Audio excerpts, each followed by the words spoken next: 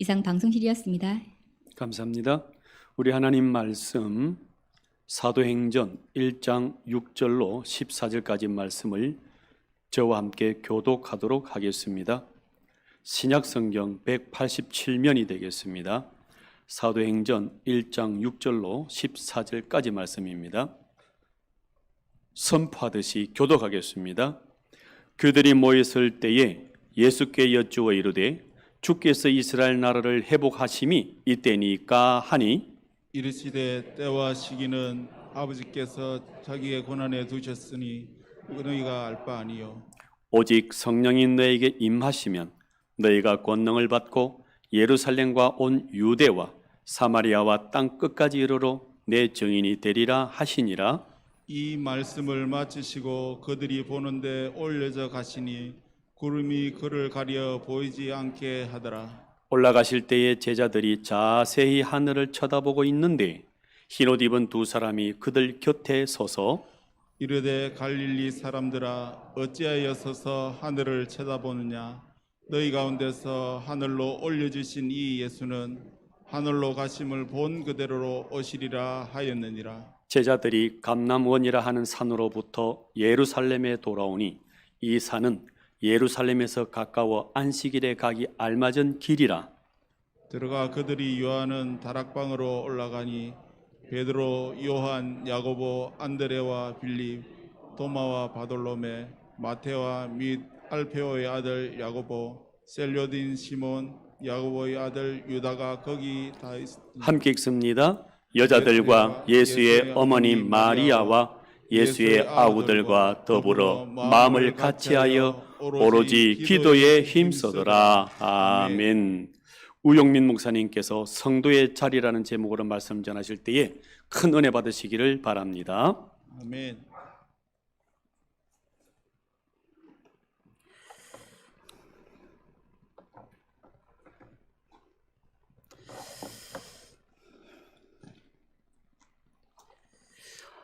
여러분 반갑습니다. 이렇게 또 하나님의 말씀으로 여러분을 만나게 돼서 너무나 감사를 드립니다.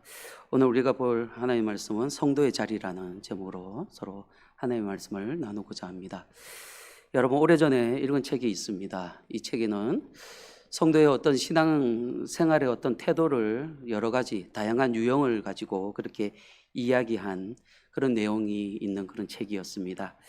그 책에서 소개하는 성도의 유형은 달구지 유형, 그리고 고양이 유형, 풋볼 유형 등등등이 있었는데 그것은 그렇게 중요한 것은 아니고 오늘 이 시간 여러분에게 소개하고자 하는 유형이 하나 있는데 그것은 바로 가로등 유형의 성도입니다. 여러분 가로등은 눈이 오나 비가 오나 언제나 그 자리에 서 있습니다. 아무도 알아주지 않아도 그 자리에 서서 어두워지면 자신을 밝혀 주위를 환하게 하는 것이 바로 이 가로등입니다. 가로등의 특징은 언제나 자기 자리를 지킨다라는 것입니다. 상황 변화에 따라 이리저리 자리를 옮기지 않습니다. 끝까지 자기 자리를 지킵니다. 자기 자리에서 자기가 해야 할 일을 묵묵히 감당합니다. 비가 오나 눈이 오나 바람이 부나 가로등은 자리를 지키고 지나가는 사람들에게 밝은 빛을 비추어 주는 것이 바로 이 가로등입니다. 여러분 성도는 이 가로등처럼 자기 자리를 지키는 것이 아주 중요합니다. 어떤 역경에도 흔들림 없이 신앙의 자리를 지키는 그런 성도가 바로 이 가로등과 같은 성도라 할 수 있을 것입니다. 여러분 오늘 말씀은 이 말씀으로 오늘 우리는 이렇게 가로등과 같은 성도에 대해서 우리가 함께 나누고자 합니다. 여러분 예수님께서 부활하시고 40일간 제자들과 함께 그렇게 하시다가 하늘로 승천하셨는데 오늘 우리가 본 말씀은 예수님께서 하늘로 승천하시는 그 장면과 그리고 그 이후에 홀로 남겨진 제자들의 신앙 태도에 대하여 우리가 말씀을 나누고자 합니다. 오늘 본문 9절을 보시면 이 말씀을 마치시고 우리 9절 말씀 한번 같이 읽어보겠습니다. 시작. 이 말씀을 마치시고 그들이 보는데 올려져 가시니 구름이 그를 가려 보이지 않게 하더라. 9절 말씀을 보니까 지금 예수님은 제자들을 보는 앞에서 하늘로 올라가십니다. 승천하십니다. 제자들은 예수님께서 하늘로 올라가시는 그 모습을 지켜보고 있습니다. 그런데 구절을 다시 보시면 그들은 여기서 제자들입니다. 그들이 보는데 무엇을 봅니까? 예수님이 승천하시는 장면을 보고 있습니다. 그런데 여기서 보는데라는 이 단어는 현재 분사입니다. 이 말은 계속해서 보고 있다라는 것입니다. 예수님께서 하늘로 승천하시는 그 장면을 끝까지 보고 있다라는 것입니다. 그리고 10절에 보면 자세히 하늘을 쳐다보고라는 말씀이 나옵니다. 여러분, 이 말씀의 문법이 미완료 시제형입니다. 이 말도 역시 제자들이 계속해서 눈을 떼지 않고 하늘을 쳐다보고 있다라는 것입니다. 완료되지 않았습니다. 하늘을 그만 딱 보고 눈을 돌이켜 땅으로 보지 않고 계속 하늘을 쳐다보고 있다는 것입니다. 완료되지 않은 것입니다. 보는 것이 끝나지 않았습니다. 미완료입니다. 예수님이 가득히 저 하늘 저 너머로 사라져 더 이상 보이지 않음에도 불구하고 제자들은 자리를 옮기지 않고 계속해서 하늘을 쳐다보고 있습니다. 구름 저 너머로 예수님이 사라졌음에도 불구하고 끝까지 그 하늘을 쳐다보고 있는 것입니다. 여러분, 제자들이 지금 왜 이렇게 하고 있습니까? 이렇게 하는 이유가 무엇입니까? 여러분, 저들 입장에서 이제 정말 예수님이 떠나셨구나 라고 생각하는 것입니다. 예수님이 진짜 떠나서 이제 우리들만 남았네. 가슴 한쪽에서 쿵 하고 가슴이 떨어지는 것입니다. 이제 더 이상 예수님은 자기들과 함께 있지 않습니다. 그래서 예수님을 더 이상 볼 수 없는데도 그냥 물끄러미 하늘만 쳐다보고 있는 것입니다. 지금 제자들에게 이별의 슬픔도 있습니다. 예수님과 헤어짐에 대한 이별의 안타까움도 있습니다. 하지만 그보다 저들의 마음에 더 크게 자리 잡고 있는 것은 두려움입니다. 자기들만 남았다는 두려움이 더 컸습니다. 예수님 없는 이 세상에 자기들만 남아있다는 것에 대한 두려움이 저들을 사로잡고 있는 것입니다. 앞으로 예수님 없이 어떻게 제자로서, 성도로서, 그리스도인으로서 살아야 할지, 예수님 없는 이 세상에서 예수님의 제자됨을 어떻게 드러내며 세상에서 살아가야 할지, 그에 대한 두려움이 이들의 마음에 크게 자리 잡고 있는 것입니다. 여러분, 제자들의 본거지는 주로 갈릴리 지역입니다.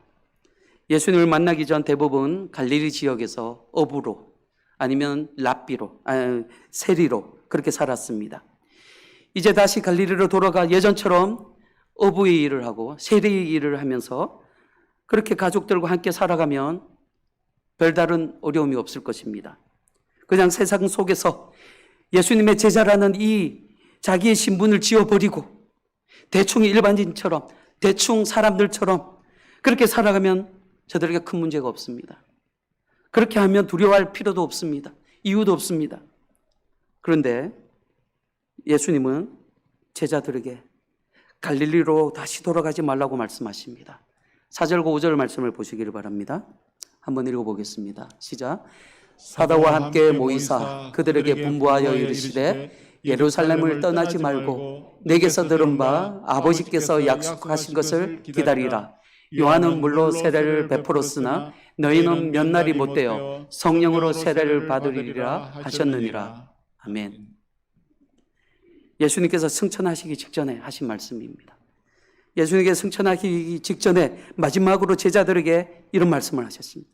너희는 예루살렘을 떠나지 말라. 갈릴리로 돌아가지 말라. 이곳에서 성령님을 기다리라 라고 말씀하셨습니다.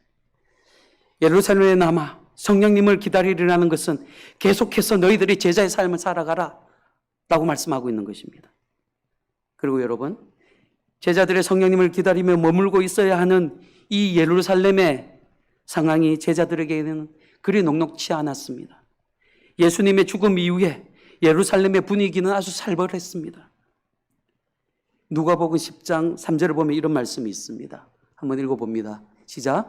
갈지어다 내가 너희로 보냄이 어린 양을 이리 가운데로 보냄과 같도다. 제자들이 갈릴리가 아니라 예루살렘에 있는 것은 마치 어린 양이 이리 소굴 가운데로 들어가는 것과 같습니다. 예루살렘에 있다라는 것은 제자들을 두렵게 하는 일이었습니다. 예수님 없이 자기들만 남아 그 엄청난 핍박과 수모를 다 견뎌내야 하는 그런 일이었습니다. 그리고 당시 제자들은 성령님을 기다리는 것이 어떤 의미인지 잘 몰랐습니다. 성령님의 임재로 자기들에게 어떤 평안과 어떤 능력이 나타날 것인지 전혀 알지 못했던 그런 때였습니다. 그리고 예루살렘에 얼마나 더 머물러 있어야 하는지 사실 그것도 잘 몰랐습니다. 예루살렘에 있는 것, 이것은 그들에게 결코 쉬운 선택이 아니었습니다. 하지만 여러분, 제자들의 선택은 갈릴리로 가지 않고 예루살렘에 남아있는 것으로 그들은 선택합니다. 예루살렘에 남음으로 엄청난 공포와 두려움이 그들에게 있다라는 이 사실을 알고 있음에도 불구하고 제자들은 예루살렘에 남아서 성령님을 기다리는 것을 선택합니다. 제자의 삶을 선택합니다. 성도로서의 삶을 선택합니다. 그렇다면 여러분, 제자들이 이런 선택을 하게 된 이유가 무엇이라고 생각하십니까? 그 이유는 간단합니다. 제자들이 지금 있어야 할 자리가 바로 그곳이기 때문입니다. 그들이 세상의 빛이 되어야 하는 자리가 그 자리이기 때문입니다. 가로등의 자리가 그 자리이기 때문에, 그 예루살렘이기 때문에 그들은 그것을 선택합니다. 지금 그것이 하나님께서 세우신 자기 자리이기 때문에 그래서 그 자리를 지키는 것입니다. 예전에 예수님께서 십자가에서 죽으시고 부활하신 이후에 제자들에게 나타나 갈릴리 어느 산에서 만나자라고 말씀하셨습니다. 하지만 그때 제자들은 예수님 말씀을 듣지 않고 각자 뿔뿔이 흩어졌던 기억이 있습니다. 엠마로 가는 제자들도 있었습니다. 갈릴리 바다로 돌아가서 다시 고기잡이 업으로 살았던 제자들도 있었습니다. 하지만 이번엔 다릅니다. 이제 그들은 깨달았습니다. 자기들이 있어야 할 자리는 갈릴리가 아니라 바로 이곳, 지금 이곳 예루살렘이라는 것을 그들은 알았습니다. 예루살렘에서 성령님을 기다리는 그 자리가 지금 자기들이 있어야 할 자리라는 것을 그들은 알았습니다. 그렇다면 여러분, 오늘 저와 여러분이 있어야 할 자리는 어디라고 생각하십니까? 여러분의 예루살렘은 어디라고 생각하십니까?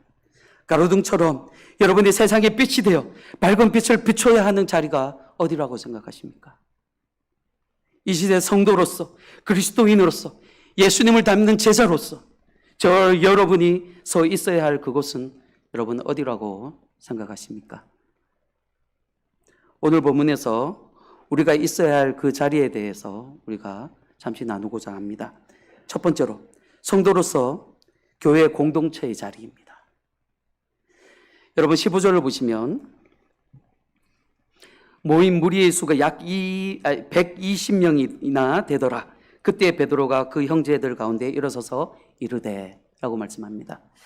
성령님을 기다리고자 갈릴리로 가지 않고 예루살렘의 한 다락방에 모인 제자의 수가 120명이 되었습니다. 이들이 예루살렘 교회 공동체의 시작입니다. 예루살렘 교회의 시작이었습니다. 이들은 갈릴리로 돌아가지 않았습니다. 이들은 끝까지 그 자리에서 교회 공동체의 자리를 지켰습니다. 그것에서 예배합니다. 성도로서의 어떤 그 삶을 살아냅니다. 여러분, 하나님께서 우리에게 주신 각자의 삶의 자리들이 있습니다. 현대 다양한 직업과 생업의 어떤 자리들이 있습니다. 그 자리 모두 하나님께서 우리에게 주신 그런 자리입니다. 너무나 중요한 자리입니다. 그리고 가정에서도 우리의 자리가 있습니다. 남편이나 아내의 자리, 그리고 부모나 자녀의 자리들이 있습니다. 이 모든 자리가 하나님께서 주신 자리이며 너무나 소중한 자리입니다. 결코 우리가 소홀히 해서는 안 되는 그런 자리입니다. 그리고 우리에게 또 다른 자리가 있습니다. 이 자리는 오직 성도로서 있을 수 있는 자리입니다. 이 자리는 예수님께서 십자가에서 피 흘리심으로 세워주시고 그리고 우리에게 허락해 주신 그런 너무나 특별한 자리입니다. 이 자리는 바로 교회 공동체의 자리입니다. 예배의 자리입니다. 예루살렘 다락방에 모인 120명의 제자들은 모두 예수님의 부활의 증인들입니다. 그들은 예수님의 십자가의 죽으심과 그리고 부활하심과 하늘로 승천하심을 저들의 눈으로 직접 다 목격하고 그런 증인들이었습니다. 하나님께서 이들에게 예루살렘 다락방의 자리를 지금 허락하셨습니다. 그것에 모이게 하셨습니다. 여러분, 교회 공동체의 자리는 아무에게나 허락되는 그런 자리가 아닙니다. 하나님의 백성, 바로 성도들에게만 허락되어지고 주어지는 그런 너무나 특별한 자리라는 사실을 여러분 믿으시길 바랍니다. 사랑하는 성도 여러분, 하나님께서 연지교회에 여러분의 자리를 허락해 주셨음을 믿으시길 바랍니다. 이것은 우리에게 너무나 큰 축복입니다. 그래서 여러분이 지금 지켜야 할 자리는 바로 이 연지교회 공동체의 자리입니다. 이 예배의 자리입니다. 하나님은 각자의 은사대로 여러분을 이곳에 모이게 하셨습니다. 이곳에 있음으로 여러분에게도 너무나 큰 복이지만 여러분이 이곳에 있음으로 연지교회 공동체도 복되게 되는 것입니다. 간혹 어떤 분은 나 하나쯤은 우리 공동체에 없어도 되겠지. 내가 할 수 있는 것이란 아무것도 없고 괜히 교회 여러 사람들에게 피해만 입히게 되고 나는 이 교회 쓸데없는 존재야 라고 생각하는 그런 분들이 있습니다. 하지만 그 생각은 너무나 잘못된 생각입니다. 예루살렘 다락방에 120명이나 모이는데 나 하나쯤은 없어도 되겠지라고 생각하며 갈릴리로 돌아갔다라면 그 사람은 성령님의 그 엄청난 임재의 그 경험을 하지 못했을 것입니다. 여러분, 예루살렘 다락방에 모인 120명의 제자 중에 특별하지 않는 사람은 단 한 사람도 없습니다. 그 중에 한 사람이라도 있으나 마나 한 사람은 없다라는 것입니다. 120명의 제자들이 그곳에 다 모였기에 그것이 바로 예루살렘 교회가 되었고 하나님께서는 특별한 이유가 다 있어서 그 120명의 각자의 그 사람을 그곳에 모이게 하셨습니다. 하나님은 여러분 한 사람 한 사람을 통해 강력한 교회가 되게 하시고 우리 교회를 통해 세상 권세를 멸하시고 하나님의 나라가 확장되게 하십니다. 여러분 모두 하나님께서는 없어서는 안 되는, 하나님께는 없어서는 안 되는 너무나 특별한 그 한 사람, 한 성도라는 사실을 기억하시고 성도로서 있어야 할 그 자리, 교회 공동체의 자리를 끝까지 지킬 수 있는 여러분이 되시기를 주님의 이름으로 축원합니다. 그리고 두 번째로 직분의 자리를 지켜야 합니다. 본문 13절을 보시면 한번 읽어보겠습니다. 시작. 들어가 그들이 요한은 다락방으로 올라가니 베드로, 요한, 야고보, 안드레와 빌립, 도마와 바돌로메, 마테오와 및 알페오의 아들 야고보, 세로디인 시몬, 야고보의 아들 유다가 다 거기 있어. 여러분 이 말씀을 보시면 예루살렘에 모인 무리들 가운데 예수님의 12제자들을 소개하고 있습니다. 그런데 이 자리에 있어야 하는데 지금 있지 않는 사람이 한 사람이 있습니다. 자기 자리인데 그 자리를 비운 사람이 있습니다. 분명히 예수님께서 12제자로 세우셨고 그렇게 그를 사도로 그렇게 임명하셨는데 그런데 지금 이 자리에 없는 사람 한 사람이 있습니다. 여러분 그가 누구입니까? 가룟 유다입니다. 가룟 유다는 하나님의 영광스러운 12제자 사도라는 이 직분의 자리를 버린 사람입니다. 그는 하나님께서 부르시고 세우신 그 자리를 너무나 소홀히 여김으로 역사상 가장 비참한 그런 사람이 되었습니다. 그러나 가룟 유다와 달리 나머지 11명 13절에서 말씀하고 있는 이 11명의 제자들은 예수님이 맡겨주신 그 직분의 자리를 끝까지 지켜서 세상에서 가장 영화로운 복을 받은 사람이 되었습니다. 하나님께서 우리의 은사대로 우리에게 맡겨주신 직분의 자리들이 있습니다. 여러분 이 자리, 그 직분을 단지 교회에서 주었다라고 소홀히 여기는 사람들이 간혹 있습니다. 여러분, 여러분이 맡은 직분은 결코 사람이 준 것이 아닙니다. 성도로서 여러분을 그렇게 폄하해서는 안 됩니다. 여러분이 맡은 직분은 하나님께서 주신 영광스러운 직분입니다. 하나님께서 교회에 위임하셔서 여러분에게 그 직분을 허락해 주셨습니다. 하나님께서 여러분에게 주신 직분을 통하여 하나님의 영광이 그 가운데 임하게 됩니다. 하나님께서 여러분을 인정하시어 맡겨주신 자리가 바로 직분의 자리입니다. 여러분 모두 이 거룩한 자리를 지킴으로 하나님의 영광 가운데 임하시는 여러분들이 다 되기를 주님의 이름으로 축원드립니다. 자, 그리고 세 번째 기도의 자리입니다. 여러분 14절을 보시기를 바랍니다. 14절 한번 읽어봅니다. 시작. 여자들과 예수의 어머니 마리아와 예수의 아우들과 더불어 마음을 같이하여 오로지 기도에 힘쓰더라. 다락방에 모인 사람들이 지금 마음을 같이 하면서 무엇에 힘을 썼다라고 이야기를 하고 있습니까? 기도입니다. 저들은 오로지 기도에 집중하고 있습니다. 하나님의 약속을 받고 그 약속이 이루어지기를 간절히 지금 기도하고 있습니다. 열흘 동안 다락방에 모여서 오로지 기도에 힘쓰고 있습니다. 여러분, 하나님의 약속에 대한 어떤 성도의 반응이 바로 이 기도로 나타납니다. 기도는 성도의 호흡입니다. 성도가 기도의 자리에 있는 것은 무엇보다도 중요합니다. 앞에서 말씀드린 것 같이 당시 예루살렘의 상황과 환경은 여러분 제자들에게 결코 녹록하지 않았습니다. 폭풍 전야와 같은 상황이었습니다. 예수의 옛자만 꺼내도 핍박과 박해가, 조롱과 멸시가 그냥 쏟아질 것 같은 그런 분위기였습니다. 그리고 제자들 내부에서도 어떤 의심과 걱정이 계속 밀려왔을 것입니다. 이렇게 계속 예루살렘에 머물러 있어도 내가 되느냐? 다시 갈릴리로 돌아가야 하지 않을까라는 그런 의심이 계속 밀려왔을 것입니다. 여러분, 이런 상황 속에서 제자들이 선택한 것이 무엇입니까? 바로 기도입니다. 상황이 그러기에, 상황이 더 악해지기에, 그래서 제자들은 더욱더 무릎을 꿇고 기도에 힘을 썼습니다. 공동체의 자리를 지키고자 저들은 더 기도했습니다. 하나님의 직분을 소홀히 않고자 더 뜨겁게 기도했습니다. 120명의 성도들이 날마다 모여 기도하였습니다. 하나님의 약속의 성취를 위하여 저들은 모여서 뜨겁게 기도하였습니다. 그렇게 기도의 자리를 지켰던 제자들은 성령의 뜨거운 임재를 경험합니다. 그리고 하나님의 사명을 받았습니다. 이들은 초대교회를 세우며 복음이 세상 끝까지 전파되는데 아주 중요한 사역을 감당하게 됩니다. 당시 그 자리를 지켰던 제자들의 이름은 성경에 기록되어져서 많은 사람들의 위로와 힘이 되고 있습니다. 여러분, 이 시간 영상을 하나 보기를 원합니다. 이 영상은 브라질의 어느 교회의 영상입니다. 한 2분 정도, 1분 40초 정도 되는데요. 짧게 잘랐는데, 코로나로 인하여 교회 출입이 막히자 성도들이 어떻게 하느냐? 너무나 기도하고 싶어서 교회 건물 밖에서 기도의 벽을 붙잡고 건물 기둥을 붙잡고 기도하는 그런 영상입니다. 준비됐습니까? 한번 보겠습니다.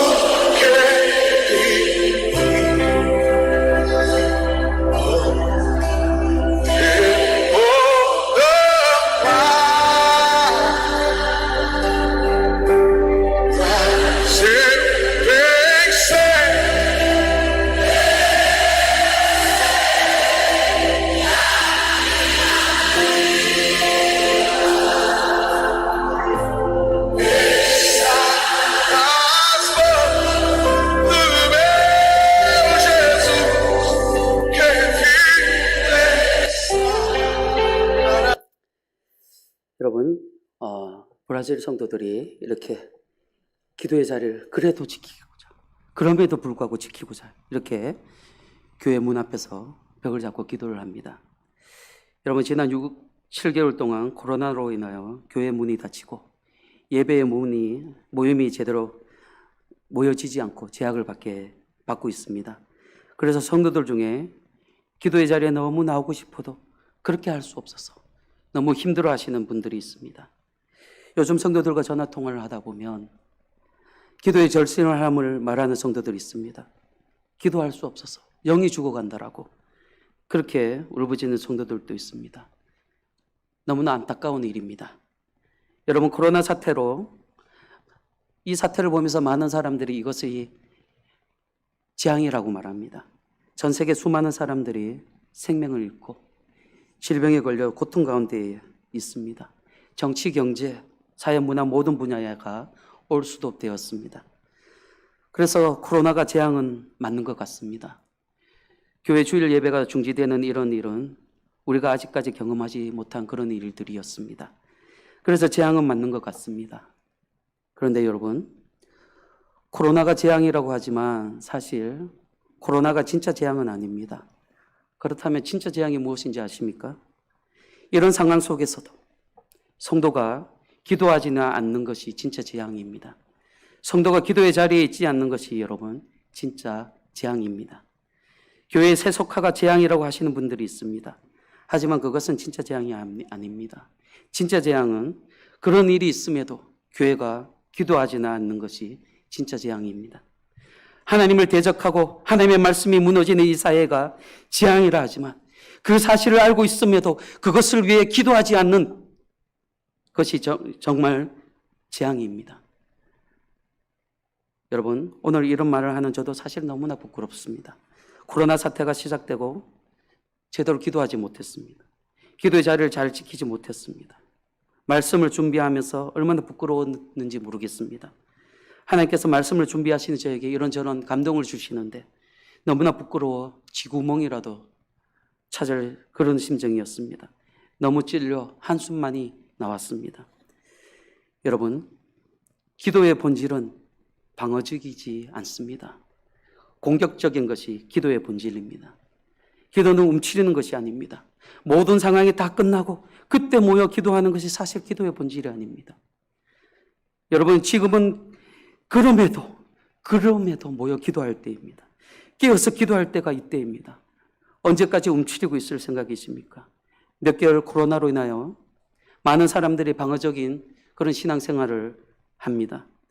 여러분, 그런데 공격이 최선의 방어라는 말이 있습니다. 이제 다 같이 일어나 공격할 수 있어야 합니다. 기도가 공격의 가장 확실한 방법입니다. 교회를 대적하는 마귀의 세력과 저들이 조장하고 있는 온갖 질병에 이길 수 있는 것은 여러분 다른 것이 아니라 우리의 기도입니다. 속히 저와 여러분의 기도가 회복될 수 있기를 소망합니다. 우리가 기도로 공격하지 않으면 분명한 것은 여러분 마귀로부터 우리가 반격을 당합니다. 우리가 공격하지 않으면 교회와 성도의 가정은 마귀로부터 반격을 받게 됩니다. 기도하지 않는 그 공백이 마귀가 우리를 공격하는 통로로 사용되어서 저들의 공격을 받게 됩니다. 우리의 기도의 자리가 속히 회복되어지기를 간절히 소망합니다. 그리고 교회가 담대히 기도의 자리를 열 수 있도록 여러분 기도 많이 해주시기를 바랍니다. 여러분, 하나님의 거룩한 백성이라는 이름을 가진 성도가 우리입니다. 우리가 성도됨으로 지켜야 할 자리를 지킬 수 있기를 바랍니다. 성도의 자리를 통해 하늘의 신령한 은혜와 땅의 기름진 복이 여러분에게 흘러가기를 주님의 이름으로 축원드립니다. 이 시간 말씀을 정리하면서 우리 잠깐 기도하기를 원합니다. 이 시간 기도할 때요, 하나님, 우리의 기도의 자리를 회복하게 하옵소서. 지난 시간 기도하지 못한 죄를 회개합니다. 우리를 용서하옵소서. 기도의 자리를 회복하여 다시 전심으로 합심으로 기도하는 우리가 되게 하옵시고, 우리의 기도에 성령의 전신 갑주를 입혀주셔서 하나님의 보호심 아래 기도할 수 있도록 도와주옵소서. 기도로 이기게 하옵소서. 기도로 이 모든 것을 이기고 승리하게 하옵소서. 기도로 해방하는 세력들을 악한 영들을 물리치고 기도의 영을 우리 가운데 풍성히 허락하옵소서 라고 기도하며 나가겠습니다. 다 같이 기도드립니다. 하나님 안으신 아버지 하나님, 이 시간 하나님 앞에 기도합니다. 하나님, 우리의 죄를 용서하여 주옵소서. 기도하지 못하고 그러함에도 불구하고 기도하지 못하고 그러함에도 불구하고 모이지 못하고 그러함에도 불구하고 아버지 더 뜨겁게 나가지 못했던 지난날에 아버지 잘못을 용서하옵소서. 우리에게 기도를 허락하옵소서. 다시 기도를 아버지 회복할 수 있도록 도와주시고 다시 기도하게 하옵소서. 아버지 하나님이 다시 모여 전심을 다하여 합심으로 기도하는 우리가 되게 하옵소서. 아버지 성령의 전신 갑주를 입혀 여시고 아버지 하나님의 보호하심 안에 아버지 하나님을 우리가 기도하게 하시고 우리 성도들을 지키시고 보호하여 주시옵소서. 이 나라의 민족을 지키시고 보호하여 주셔서 우리 모든 세상과 열방을 지키시고 아버지 질병이 떠나가게 하시고 그 배후에 있는 악한 세력들을 꺾어주시고 언제든 이 땅 이 백성들이 다시 일어나게 하옵시고 다시 예배하게 하시고 다시 하나님을 찾게 하시고 다시 하나님 앞에 아버지 나올 수 있도록 하나님 도와 주시옵소서. 하나님 받아 주시옵소서.